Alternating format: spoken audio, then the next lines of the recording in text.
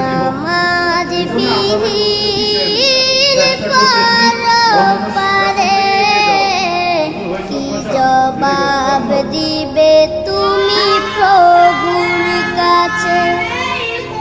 প্রভুর হুকুম মানো রে ভাই, থাকো তুমি যেথায়।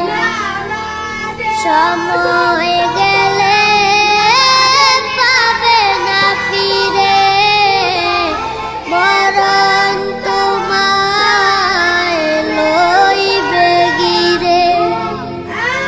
প্রভুর হুকুম মানো রে ভাই, থাকো তুমি।